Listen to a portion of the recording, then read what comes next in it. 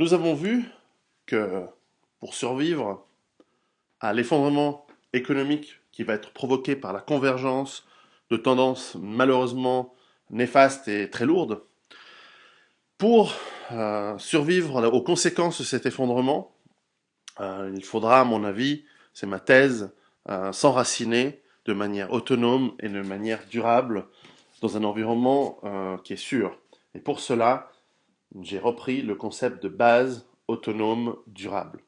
Alors pour qu'une base autonome durable puisse être fonctionnelle et mise en place de manière efficace et équilibrée, alors évidemment j'explique cela sur 300 pages dans mon livre, eh bien il vous faut 7 éléments. Le premier, c'est l'eau.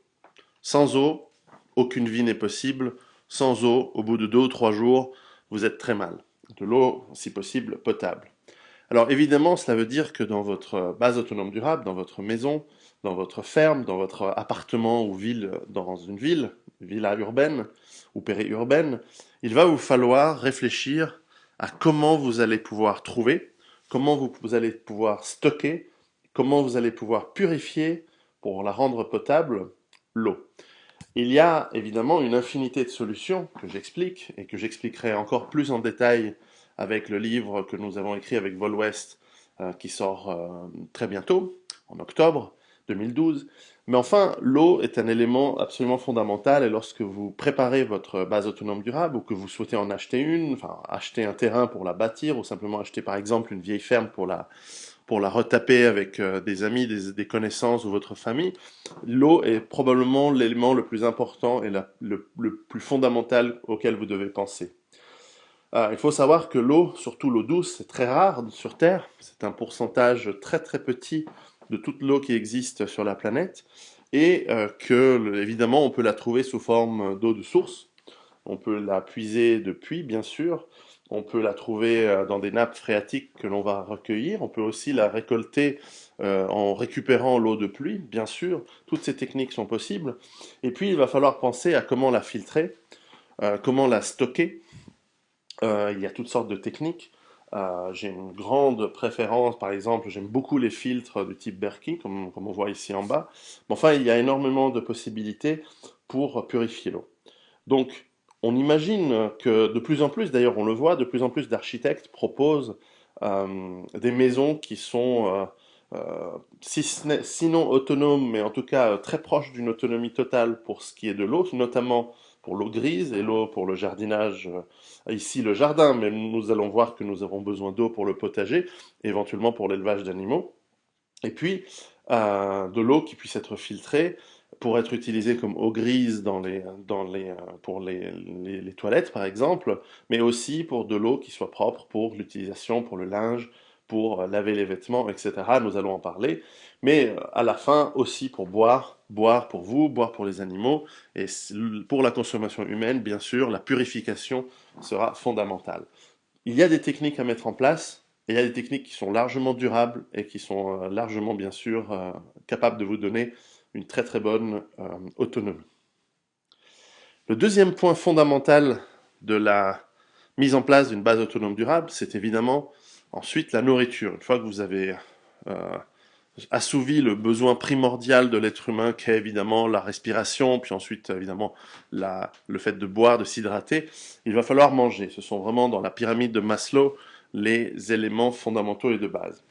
Alors la nourriture, elle est très intéressante, car d'une part, il faut réfléchir à quelle est la nourriture dont vous avez besoin pour vous donner l'énergie nécessaire pour vivre, pour vous déplacer, pour faire le travail dont vous avez besoin de faire dans votre base autonome durable. Et croyez-moi, il va y avoir beaucoup de travail, mais aussi une nourriture qui soit saine, parce que nous allons le voir plus tard dans l'hygiène et la santé, vous ne voudriez pas tomber malade, et donc une bonne nourriture va contribuer de manière fondamentale et très importante à une bonne santé et à une bonne hygiène de vie.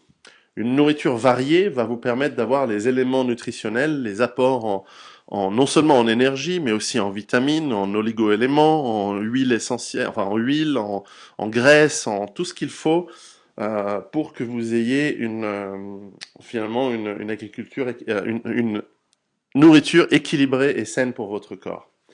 Alors évidemment, ça ne va pas être possible de tout cultiver et de tout produire chez soi, parce que là aussi, les productions de nourriture, parce qu'il s'agit d'être autonome. Pour être autonome dans la durée, il n'y a qu'une seule solution, c'est de produire une grande partie de sa propre nourriture, ou même la totalité de sa propre nourriture. Alors évidemment, si vous habitez dans le nord de l'Europe, ça va être très difficile de faire des bananes, des pastèques et des melons. En revanche, vous aurez d'autres fruits, d'autres légumes qui poussent très bien. Vous avez des fruits, des baies, des bois, vous avez toutes sortes d'autres fruits, des pommes, des poires, plutôt dans les terrains, dans les pays un peu plus froids. Évidemment, si vous êtes dans un pays beaucoup plus chaud, vous avez les possibilités d'avoir des agrumes, d'avoir toutes sortes d'autres fruits et légumes. Et donc, il faudra que vous adaptiez votre capacité de produire. Alors, bien sûr, vous avez des techniques qui vous permettent de prolonger les saisons. On parle de lit surélevé pour le potager, on parle de serre, etc. Mais tout de même, il faudra adapter. Quant au terrain, eh bien, on peut imaginer que ben, les techniques ancestrales du potager, eh bien, elles sont là, on les connaît très très bien, on les a beaucoup améliorées avec les années. Aujourd'hui, nous sommes capables, notamment par des techniques de permaculture, d'avoir des rendements absolument impressionnants sans utilisation de pesticides ou très peu, ou c'est certainement avec pas du tout aucun engrais chimique et uniquement utiliser les techniques naturelles avec des purins verts, des systèmes de engrais naturels faits à partir de plantes, etc. C'est pas mal de travail, mais ça reste des rendements très intéressants. On peut imaginer que vous travaillez votre potager, bien sûr, dans vos jardins, si vous êtes à la campagne, vous avez sans doute de la place. Et on le voit de plus en plus dans beaucoup d'endroits du monde, des potagers urbains, et on le décrit en plus en détail dans le prochain livre, sur comment des jardins partagés, des jardins familiaux par exemple en ville, mais simplement même des pelouses récupérées pour faire du jardinage, du potager, des jardins sur les balcons, des jardins sur les toits. Tout cela est possible, c'est évidemment un peu plus difficile qu'à la campagne, mais c'est possible et ça existe aujourd'hui. Et clairement, ça va être étendu. Et si vous voulez bien créer une base autonome durable urbaine, il va falloir réfléchir à la production de nourriture. Et par exemple, bah ça c'est typiquement le jardin, mon jardin dans ma ferme, dans ma base autonome durable. Alors j'ai mis en place moi-même ma base autonome durable. C'est une ferme dans les montagnes en Suisse. Et alors voilà, on voit la partie du haut aujourd'hui qui va être modifiée dans quelques mois, dans quelques années peut-être. C'est un jardin typiquement classique avec voilà, il y a des haricots. Ça c'est évidemment une photo qui a été prise à la fin du printemps entouré de fleurs parce que les fleurs permettent aux insectes de venir polliniser, avec deux composts pour recycler évidemment les restes organiques et les restes végétaux de serait-ce de ce qu'on consomme et ce qu'on mange. On voyait au premier plan des pommes de terre, ensuite des haricots, il y a des poireaux, il y a des choux plus loin, il y a des courges tout en haut, et évidemment c'est un jardin plutôt classique. Et je suis en train de développer, alors ça c'est la partie du bas, avec le muret que j'ai terminé en ce moment de monter à grande fatigue, les pierres sont très lourdes, et que j'ai fabriqué avec mes voisins.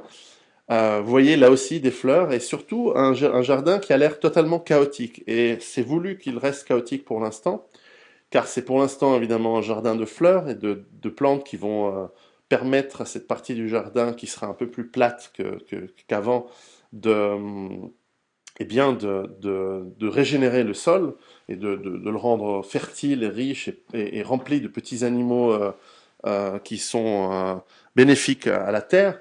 Mais surtout, c'est un jardin qui va être petit à petit transformé en un jardin en permaculture. C'est-à-dire que je vais mélanger des plantes sauvages avec des légumes, avec des fruits, pour que la symbiose de ces plantes enrichisse le sol au lieu de lui prendre des substances et donc avoir besoin d'engrais au bout d'un certain temps. Et donc on va enrichir le sol et surtout il va permettre à des plantes de vivre par elles-mêmes en minimisant au maximum le besoin de planter des graines et de semer d'une année sur l'autre. Donc d'avoir justement un jardin pérenne et donc de simuler la nature sauvage parce qu'avant l'être humain, les animaux et les plantes, les céréales, elles vivaient par elles-mêmes, bien sûr, elles se reproduisaient par elles-mêmes dans la nature de manière autonome. Ils n'avaient pas besoin de l'homme pour venir faire des plantons, etc. Toutefois, c'est pas évident, c'est une technique qui est relativement nouvelle, hein, c'est une technique qui date des années 70, on en parle beaucoup, il y a beaucoup de gens qui se lancent, moi aussi, je ne suis pas un expert, mais c'est quelque chose de vraiment, en tout cas, qui a l'air extraordinaire au niveau des rendements et surtout qui demande moins de travail. Donc là, sur une relativement petite surface, je vais faire un test, donc dans ma petite ferme, notamment des céréales, parce que vous voyez la petite maison, pas la petite maison pour les enfants à côté de la table, mais la table de jardin en bois, mais la maison avec des tuiles, en fait, c'est un four à pain.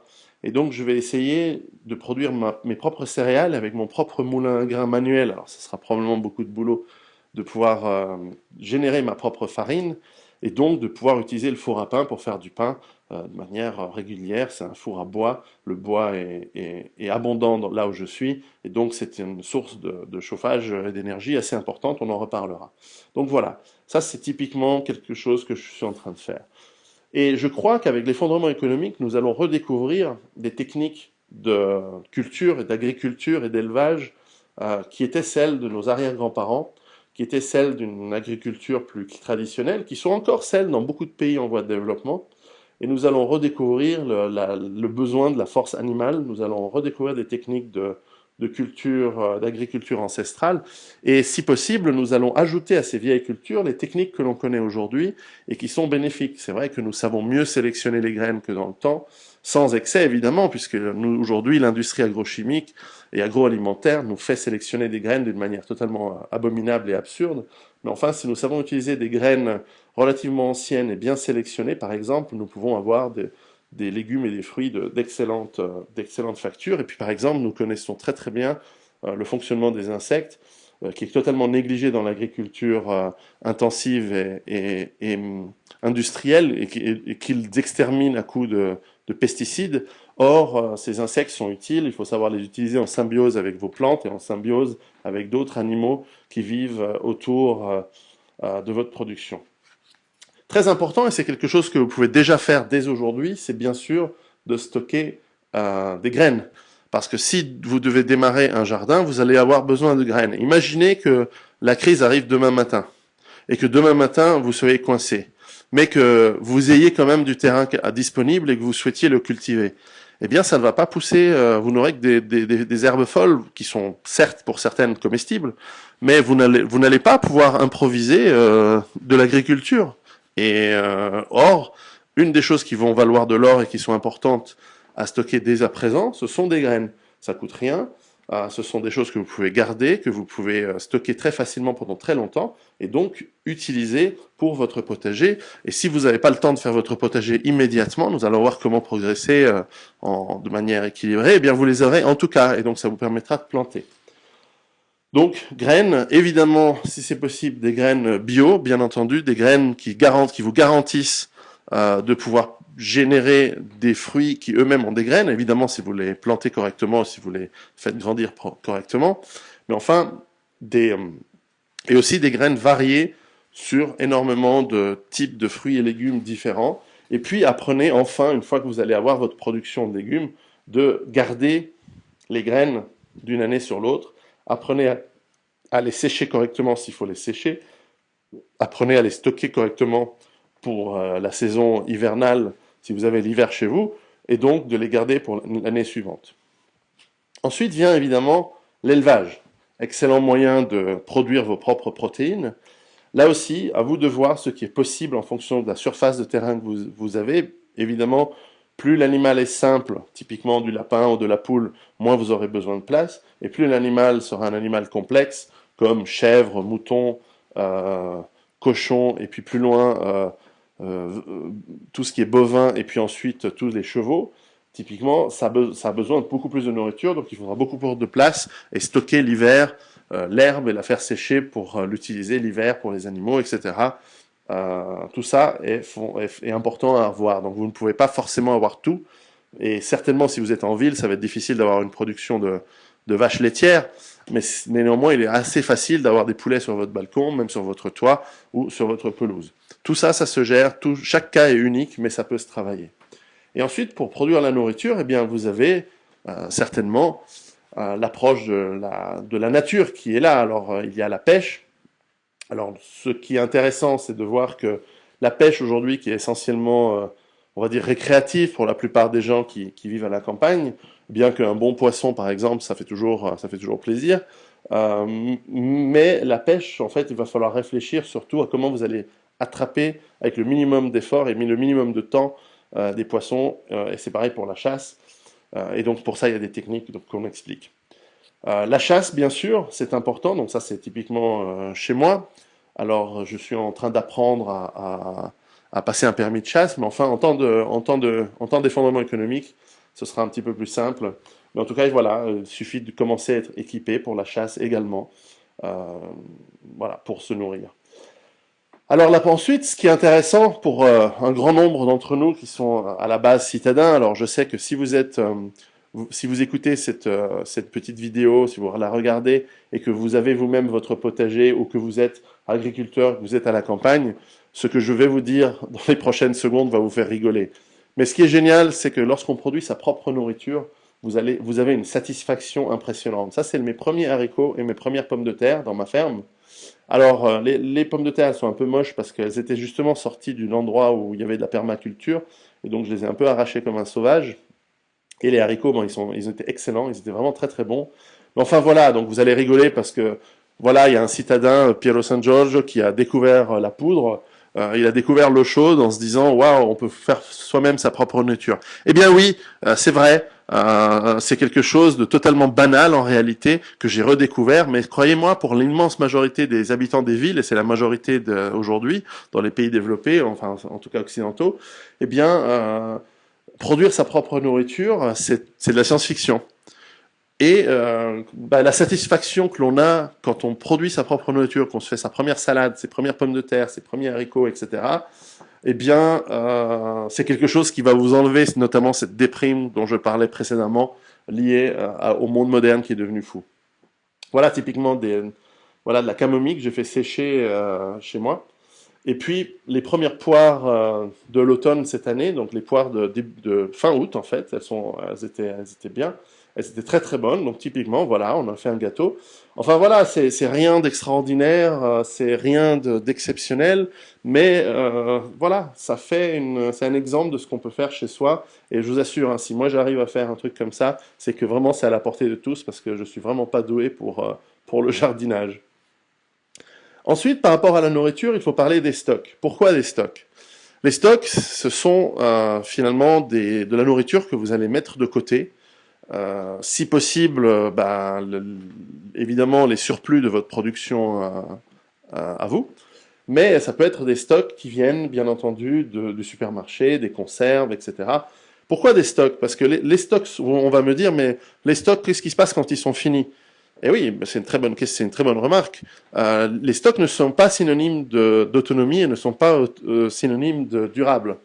Les stocks sont simplement là pour pallier à la crise et ils sont faciles à mettre en place. Dès demain, vous pouvez aller au supermarché, vous acheter quelques stocks pour avoir 2 semaines, 3 semaines, un mois chez vous d'eau et de nourriture. Parce que si demain matin il y a une grosse crise, comment allez-vous faire? Les stocks vont vous permettre de ne pas paniquer, de pouvoir rester chez vous à l'abri, ou alors simplement d'avoir de quoi vous nourrir, ou de le partager avec d'autres qui en ont besoin. Si vous n'avez rien, vous ne pouvez rien faire. Si vous avez des stocks, c'est bien. Mais même si vous avez une base autonome durable, comment ça va fonctionner l'hiver? Et ça, c'est quelque chose que depuis la nuit des temps, nos ancêtres savaient faire, surtout dans les pays où il fait froid. Et c'est pour ça que les civilisations des pays où il fait froid l'hiver sont généralement des civilisations extrêmement travailleuses, extrêmement fortes mentalement, parce que vous avez une certaine période pendant l'année où vous n'avez rien, ou très très peu. Et donc, il va falloir stocker le surplus de l'année, de mettre en conserve, et ça aussi c'est toutes sortes de techniques, et donc le garder. Et donc, pour démarrer, avant de pouvoir faire ça à terme, eh bien, servez-vous de l'économie moderne qui nous amène toutes sortes de fruits et légumes du monde entier sous forme conservable à long terme.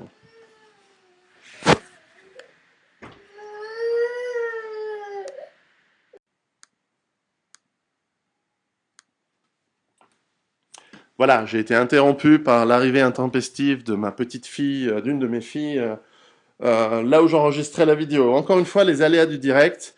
Alors on va me dire, tu devrais la recommencer, rien à foutre, je recommence de là où j'étais, je suis pas dans une optique de perfection, je suis dans une optique d'efficacité, j'ai pas beaucoup de temps, donc c'est déjà pas mal que je passe le temps à partager ces informations.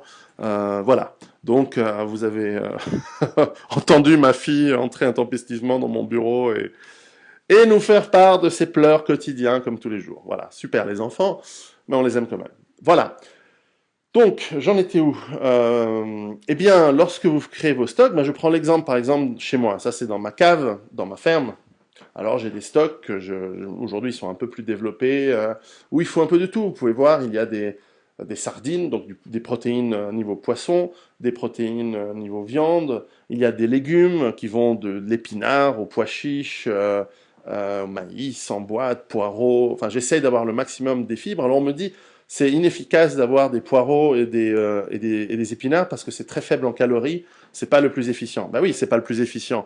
Mais si vous mangez que ce qui est efficace en calories, c'est-à-dire par exemple de la viande, vous allez avoir un gros problème de transit intestinal et vous allez voir ce que c'est qu'une grosse constipation.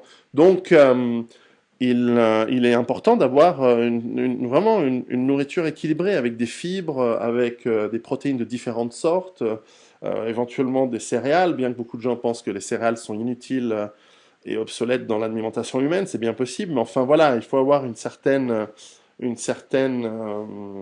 variété. Et on voit ici en bas des boissons. J'ai stocké un peu de boissons gazeuses sucrées, bien que c'est dégueulasse, mais ça peut servir dans certains cas, du vin, etc. Alors là, c'est avant que je mette le vin dans un meuble vin correct. On voit aussi, ben voilà, typiquement, ça c'est parce que il y a toutes sortes de choses intéressantes, par exemple, sur cette photo. Aujourd'hui, c'est mieux organisé parce qu'il y a aussi beaucoup plus de choses, mais typiquement, voilà, vous avez de la sauce tomate parce que c'est bien pour les pâtes, et j'en ai pas mal de pâtes, bien sûr. Vous avez quelques éléments de cuisine exotique, piment, etc.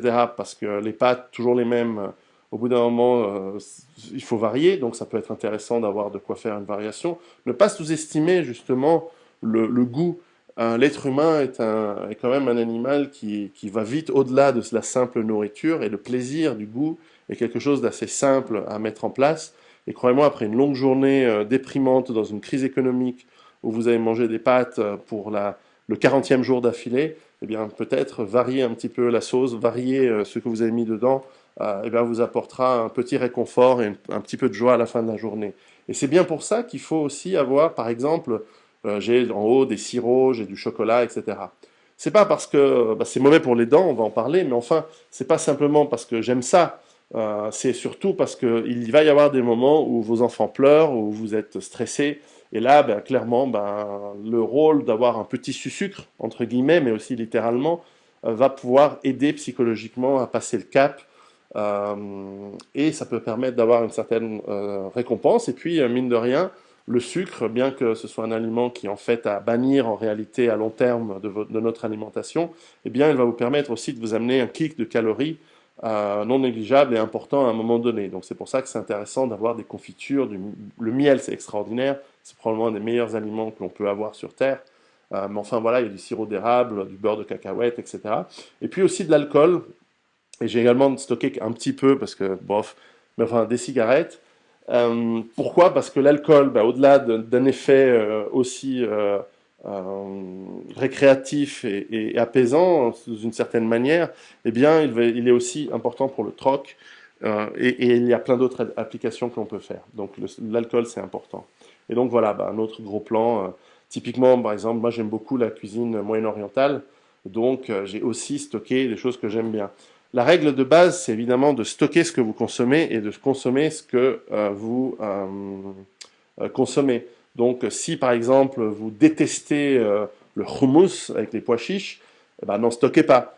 Si en revanche vous adorez les manchons de canard à la périgourdine en boîte, eh bien stockez-en. Et bien sûr, de manière raisonnable, s'il y a que, vous allez voir que vos manchons de canard, s'il n'y a que ça, au bout d'un moment, vous allez les détester. Et voilà, donc à vous de faire des stocks de manière raisonnable, de manière équilibrée, et de vous permettre d'avoir une certaine autonomie alimentaire en cas de crise. Mais bien sûr, l'élément important, c'est d'avoir la capacité de produire votre propre nourriture tout au long de l'année par votre potager, par votre élevage, etc., etc. Donc le deuxième point fondamental d'une base autonome durable, après l'eau, qui est le premier, le deuxième, c'est la nourriture.